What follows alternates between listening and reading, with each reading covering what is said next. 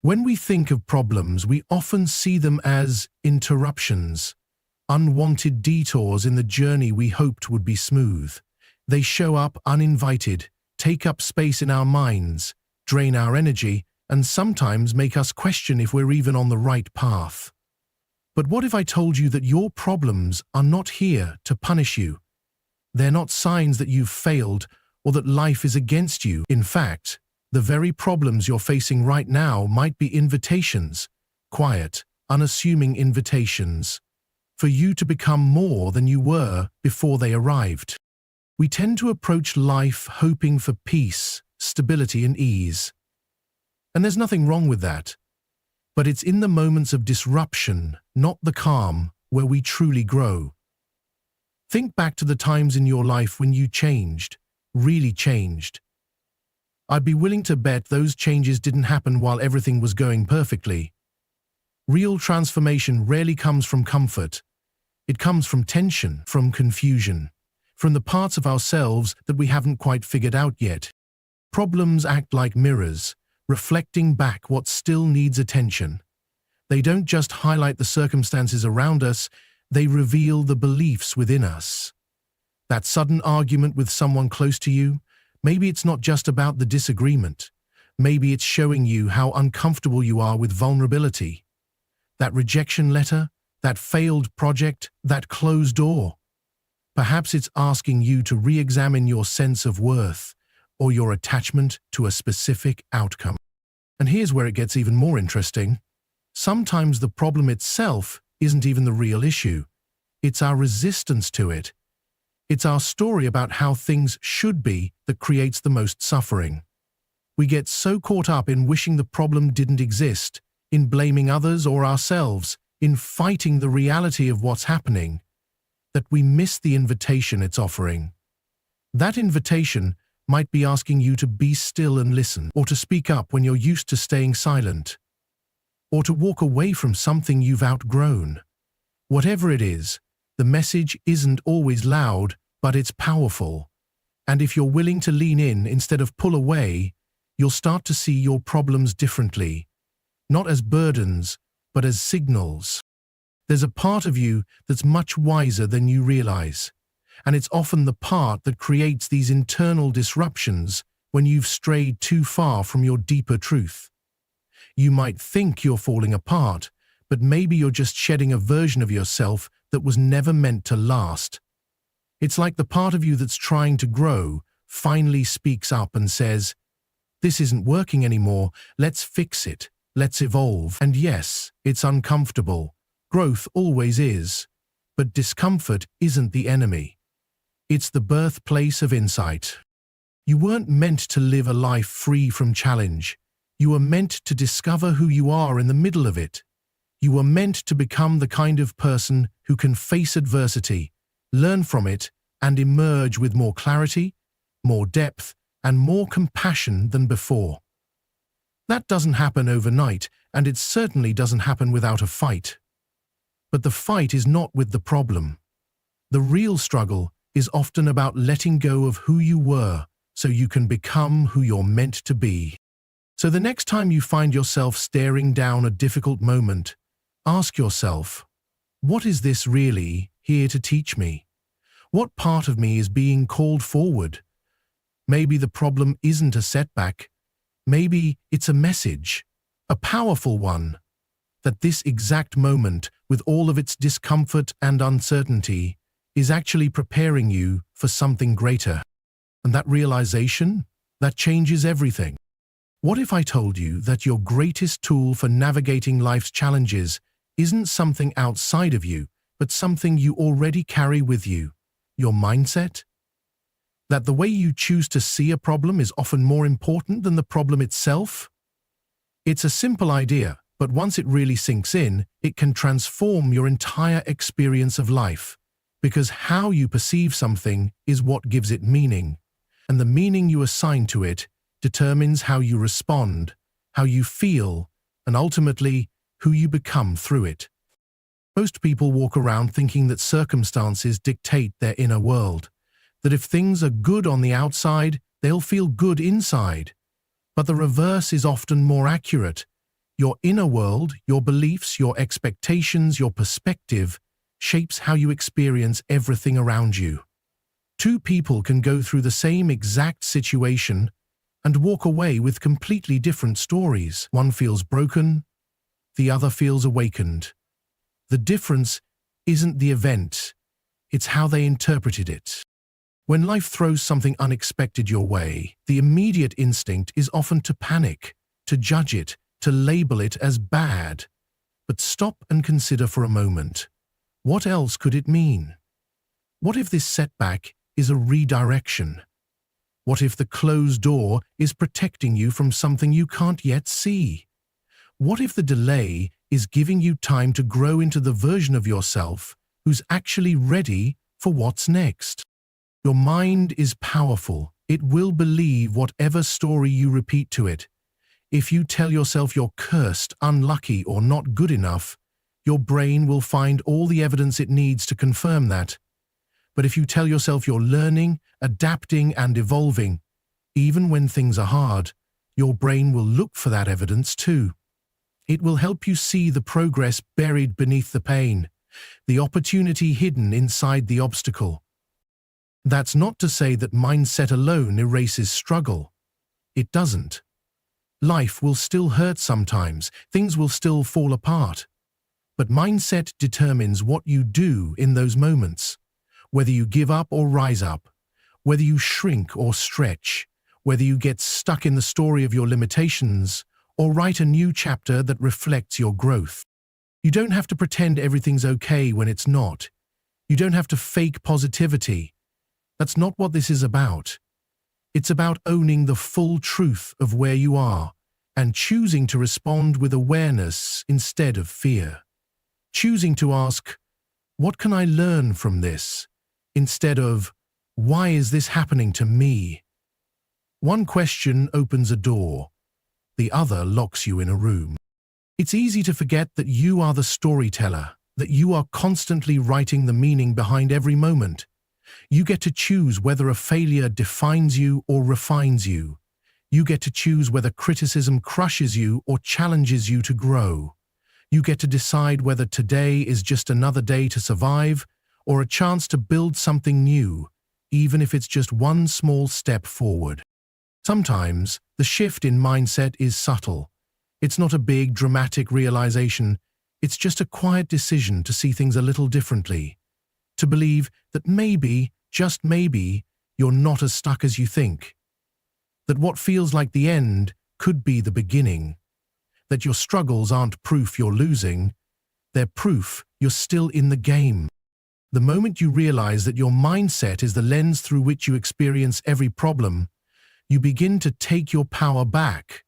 You stop waiting for the world to change, and you start changing the way you see the world. And when you do that, problems don't shrink, but your strength grows bigger. Pain has a way of making time feel slower. When you're in it, even a single moment can feel endless.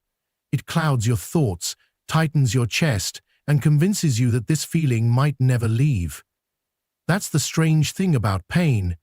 It doesn't just hurt, it distorts. It makes the future feel far away and the present feel unbearable. But here's something I've come to understand. Pain is always temporary. It moves through us, sometimes loudly, sometimes quietly, but it never stays forever. And the progress it brings, if we're willing to see it, is far more lasting than the moment that triggered it. We live in a world that encourages quick fixes, easy answers, instant comfort. When we hurt, we want relief, and fast. But what if the discomfort itself is part of the healing? What if the pain isn't something to escape, but something to meet? It's tempting to label pain as the enemy, to treat it like an intruder in our lives. But pain is not random. It often comes when something within us is ready to shift, to evolve, or to be acknowledged after being ignored for too long. And once we begin to see it that way, pain becomes less of a punishment and more of a turning point. There's a reason why growth feels uncomfortable. It's because something old is being challenged or broken down to make space for something new. Think of a wound that's healing. It stings, it itches, it pulls at the skin. But all of that discomfort is part of the body knitting itself back together, stronger than it was before. Emotional pain is no different. When you feel lost, rejected, betrayed, or defeated, there's a deeper reordering happening inside you. Something in you is adapting, learning, trying to understand what this moment has to teach you. In the thick of it, you may not see it, and that's okay. Pain doesn't always come with clarity at first. Sometimes it takes weeks, months, even years to understand why something happened or what it gave you. But if you look back on your life, the real moments, not just the highlights, you'll see it. The time you thought you couldn't get back up, but did. The time you felt broken, but came out of it with more compassion. The time you didn't get what you wanted and later realized it was the very thing you needed to grow. Progress hides inside those moments, and once it arrives, it stays. There's a quiet strength that develops in people who've known pain deeply, but didn't let it make them bitter. People who let it shape them into more honest, more open versions of themselves. They're not hardened by life, they're deepened by it. Because they've learned something most people overlook. Pain doesn't have to mean defeat. It can mean development. It can mean that life is rearranging you, refining you, and giving you the tools you'll need for what's next. And no, this doesn't mean we have to welcome pain with open arms. It's okay to hate it while it's happening. It's okay to cry, to doubt, to question everything. You're human. But even while feeling all of that, there can still be a whisper inside you that knows this is not the end. That knows you're being shaped by this, not destroyed. That whisper is often drowned out by fear and frustration, but it's still there. And over time, that whisper becomes a voice. And that voice becomes a strength. The hardest part is remembering this truth while you're hurting. But that's where trust comes in. Trust in yourself. Trust in the process. Trust that what you're going through now is not where the story ends. That what hurts today may become the very thing that empowers you tomorrow. Progress isn't always visible in the middle of pain, but it's happening, quietly, steadily, inside of you. And when the pain fades, and it will, you'll be left with something you didn't have before. Insight, resilience, and a deeper sense of self that can only be born through experience. There's something incredibly isolating about going through a hard time. When we're deep in struggle, it often feels like no one else could possibly understand what we're feeling. We tell ourselves that others have it easier, that they wouldn't break down over the things that are breaking us. And that illusion of being alone in our pain only makes it heavier.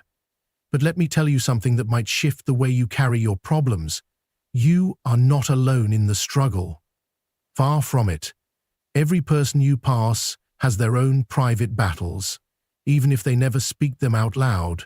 And while your challenges are unique, the experience of pain, confusion, fear, and doubt is something we all share. It's easy to get lost in the idea that we're somehow defective because we're struggling, that if we were stronger or wiser or more put together, we wouldn't be in this situation. But that's not the truth. Struggle isn't a sign of weakness. It's a sign that you're human. And being human means you're constantly navigating experiences that test you, shape you, and invite you to grow. Everyone you admire has faced moments of failure and fear. Everyone you look up to has at some point questioned their path. They've had nights of uncertainty and mornings where they had to pull themselves out of places they didn't think they'd survive. What makes them different is not that they avoided struggle, but that they learned how to face it with honesty. The key, though, is not just recognizing that others struggle too. It's realizing that you alone decide what your struggles mean. You're in control of the story you tell yourself about what this challenge says about you. Is it proof that you're not good enough? Or is it evidence that you're growing through something most people never even dare to face? That choice in meaning, that inner interpretation, is where your power lives. Two people can go through the same kind of loss, the same kind of heartbreak, and come out with entirely different understandings of who they are. One feels destroyed, the other feels transformed. It's not the pain that determines the outcome, it's the meaning they chose to give it. You can't always choose what happens to you. Life doesn't work that way. But you can choose how you respond. You can choose to let this moment deepen you instead of diminish you. You can choose to stay present instead of hiding from the discomfort. And you can choose to reach inward and ask yourself, what is this trying to show me about myself? What is this calling me to become? We don't always realize it in the moment, but struggle has a strange way of introducing us to parts of ourselves we didn't know existed. It pulls out courage you didn't know you had. It forces you to build patience, compassion, resilience, not by reading about those qualities, but by becoming them. It's through the pressure that we gain access to those deeper layers. And in that sense, your struggle is shaping you into someone more whole. Still, this doesn't mean you have to go through it in silence. It's okay to speak your pain. It's okay to ask for help. Vulnerability isn't weakness. It's the very thing that connects us to others. When you share what you're going through, you create space for someone else to say, "Me too." And suddenly, the heaviness becomes just a little lighter, because now it's not just yours to carry. You've made it part of something bigger, a shared human experience. No matter how alone you feel in your pain, remember that someone else has stood in that same emotional storm and found their way through. You are not broken. You are becoming. And the meaning you give to this moment, the way you choose to see yourself through it, will determine whether this chapter becomes the one that ends you or the one that defines you. You are not alone in the struggle, but you are the author of what it means. One of the most natural responses we have when a problem shows up in our life is to resist it. We tense up, we avoid it, we deny it, we try to push it away or pretend it isn't there. It's like we think that if we ignore something long enough, it will lose its power over us. But it doesn't. In fact, the opposite happens. What we resist persists. The more we try not to feel the discomfort, the more it lingers beneath the surface. The more we fight the reality of a situation, the more power it seems to have over us. And there's a reason for that. Resistance is a form of fear. It's the part of us that wants control, that wants things to go according to plan. So when something unpredictable or painful enters our life, resistance kicks in as a defense mechanism. We think we're protecting ourselves by not letting it in, but in truth, we're only dragging out the experience, because nothing can transform if we're not willing to face it. The moment we stop fighting what is and start accepting what's actually happening, something shifts. That doesn't mean we approve of it. It doesn't mean we like it or want it to stay, but we acknowledge it. We say, yes, this is here, this is real, and I will meet it instead of avoiding it. That small act of honesty is often the turning point, because now we're no longer wasting energy denying the storm, we're learning how to walk through it. Avoidance might offer short-term relief, but it always costs us long-term peace. What we push down doesn't disappear, it just shows up in different ways. Through anxiety, through burnout, through the quiet feeling that something inside us is unsettled.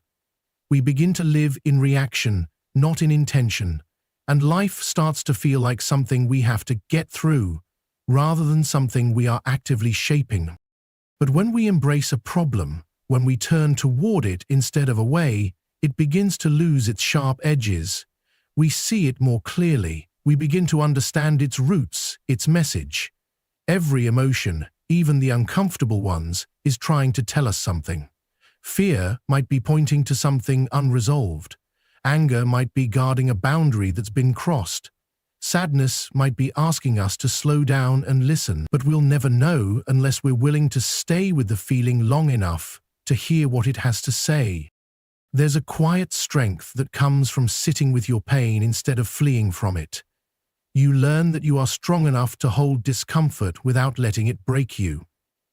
You begin to build inner stability, not by controlling life, but by becoming more spacious within yourself.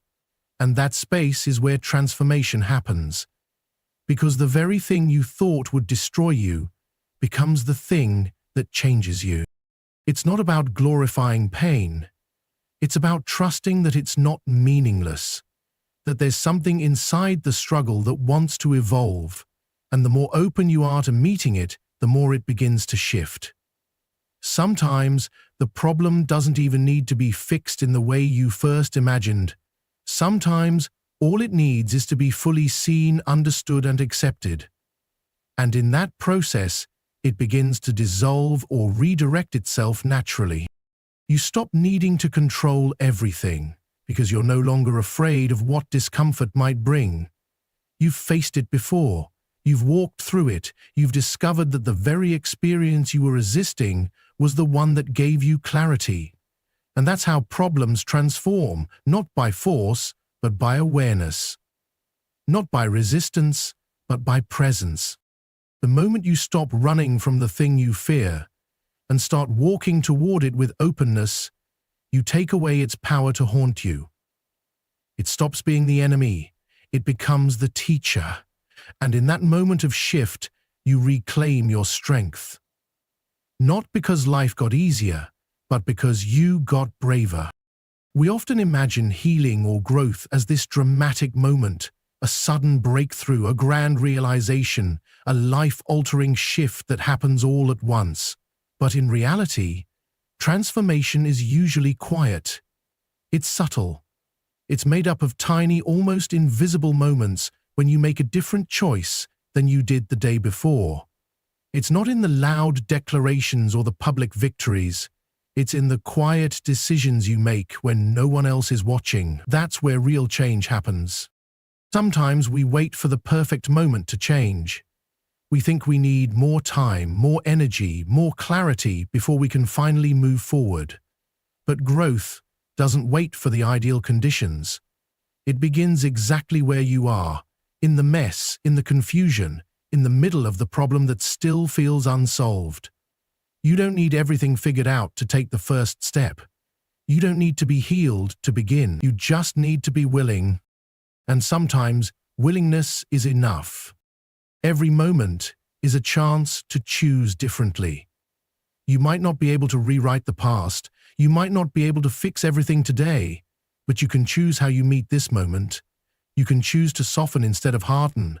You can choose to try again instead of giving up. You can choose to say, "This still hurts, but I'm showing up anyway." That choice, as small as it may seem, is an act of courage. There is power in simply continuing, in waking up and deciding, even if just for today, that you will try, that you will keep going even if you're still uncertain, even if it's slow. That commitment to the path, even when the outcome is unclear, is where your strength lives, because healing isn't about perfection. It's not about never feeling pain again. It's about becoming someone who can hold their pain with compassion and still move forward anyway. The beautiful thing about life is that it constantly gives us these small invitations to evolve. The hard conversation you were afraid to have but chose to start anyway. The boundary you finally set. The moment you let yourself rest instead of pushing through. These aren't small things. These are shifts in your foundation. These are you choosing a different way of being. And over time, these tiny shifts become your new reality. It's so easy to overlook progress when it doesn't come with fireworks, when it's not dramatic or instantly rewarding. But the truth is, lasting change rarely is. It sneaks in during the days when you feel like nothing is changing, yet you're still showing up, still trying, still hoping. Progress is often quiet because it's happening deep within you. It's reworking the way you think, the way you relate to yourself, the way you hold your own story.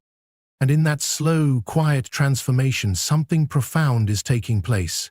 You're becoming more rooted, more self-aware, more capable of holding life with all its contradictions. You're not rushing past your pain. You're learning how to carry it with grace.